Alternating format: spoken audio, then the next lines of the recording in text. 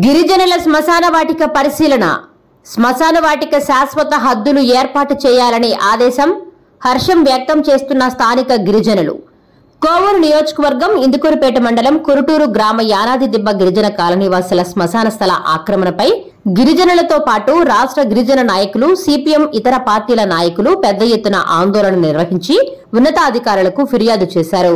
దీనిపై స్పందించిన ఇందుకూరుపేట మండల తహసీల్దార్ కృష్ణప్రసాద్ శనివారం డిప్యూటీ తహసీల్దార్ శివకుమార్, మండల సర్వేయర్ హరినాథ్, కురుటూరు సచివాలయ సిబ్బంది కలిసి శ్మశాన వాటికను పరిశీలించారు. ఈ సందర్భంగా గిరిజనులు తమకు శ్మశానానికి కేటాయించిన 50 సెంట్ల హద్దులు చూపించి భవిష్యత్తులో ఎలాంటి ఇబ్బందులు రాకుండా చూడాలని విజ్ఞప్తి చేశారు. మొత్తం మీద కురుటూరు యానాది దిబ్బ మీద గిరిజనుల సమస్యలకు పరిష్కారం రానుందని హర్షం వ్యక్తం చేస్తున్నారు.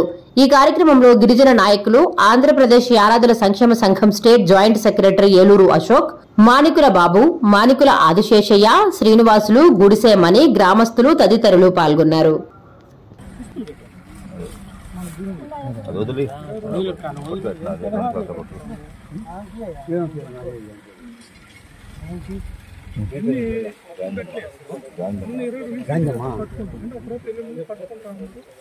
ఇవ్వలేదు కదా, పట్ట ఇవ్వనప్పుడు దీనికి పెట్టేద్దాం అంతే కదా.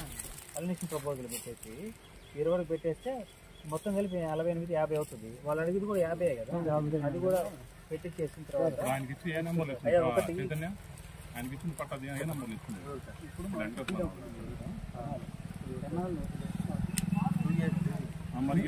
మేము ఒకసారి సర్వేర్ గారితో కూర్చొని మొత్తం టోటల్ ఎక్స్టెంట్ ఉంటుంది, అప్పట్లో సిజే డికేటీ పట్టాలు ఇచ్చిన విస్తీర్ణాలు ఏమైంది, అవి ఏ విధంగా ఇచ్చారు, వాళ్ళకి ఇచ్చిన పట్టాలు అవన్నీ జిరాక్స్ తీసుకుంటాము. తీసుకొని ప్రజెంట్ మేము ఫీల్డ్ మీద ఉన్న ఎంజాయ్మెంట్ కూడా చూడాలి. అంటే ఆయన డీఫారం పట్టా ఇచ్చి దాంట్లో కండిషన్స్ ఉంటాయి కదా, డీఫారం పట్టా ఇచ్చిన కండిషన్స్ ఉంటాయి కదా, అవి కూడా వెరిఫై చేసుకొని దాని యొక్క రీజన్స్ మేము కూడా ఒక నోటీస్ ఇచ్చి కాల్ఫర్ చేసుకొని దాన్ని బట్టి మేము డెసిషన్ చేస్తాం.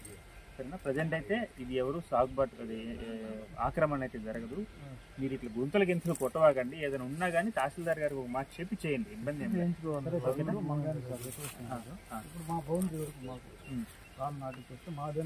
నేను మీకు అదే నాకు చెప్తున్నా ఒక మాట.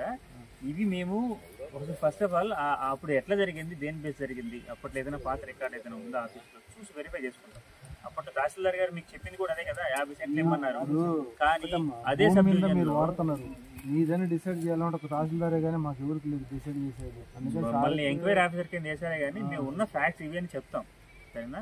మీరు అడిగిన 50 సెంట్ల ప్రకారంగా అప్పట్లో ఇచ్చి ఉండాలా, ఫీల్డ్ మీద చేసి దాన్ని వదిలి డీపారం పట్టా ఇచ్చి ఉండాలా, అదే వదిలి ఇచ్చి ఉండాలా. కానీ ఒక తహసీల్దార్ అన్నీ కూడా ఈచ్ అండ్ ఎవ్రీథింగ్ చూడలేడు కదా, క్లీన్గా అబ్జర్వ్ చేయలేడు కదా. సో ఇట్లాంటిది ఓవర్లుక్ జరిగి ఒక మిస్టేక్ జరిగినట్టుంది. మేము ఈ పట్టాలు ఆయన దగ్గర ఉన్న పట్టాలు తీసుకుంటాం, ఫీల్డ్ మీద ఇది తీసుకుంటాం. యాక్ట్ ప్రకారంగా, పిఓ ట్యాక్స్ ప్రకారంగా ఎన్ని సంవత్సరాలు ఎంజాయ్మెంట్లో ఉంటే ఏం వస్తుంది, ఏది వర్తిస్తుందని ఆలోచిస్తాం. దాన్ని బట్టి మీరు అడిగినట్టు 50 సెంట్లు ఎంతవరకు ఇవ్వగలం అనేది ఫిక్స్ అయిన తర్వాత దానికి అదురాలు నడుపుతాం. సార్ కూడా సమస్య పరిష్కారం చెప్పాడు కానీ అప్పుడు జరగల ఇవన్నీ 2018లో జరిగిపోయిన పట్టాలు కూడా ఇవన్నీ. సార్ ఏంటంటే మీ సమస్య పెంచడానికి వీళ్ళకి శ్మశానానికి ఒక 50 సెంట్లు పెట్టి రిమైనింగ్ ఉంటే వాళ్ళకి శబ్దం అన్నారు. ఇప్పుడు మీరు చెప్పే ఈ దోవ ఆక్రమిస్తున్నారు, పొలం లేదని, అది దీనికి ఎందుకు అవుతుందా?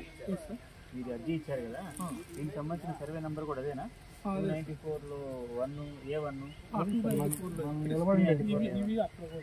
ఈయన అసైన్మెంట్ ప్రకారంగా ఇదే, కానీ సబ్డివిజన్ కూడా అదే.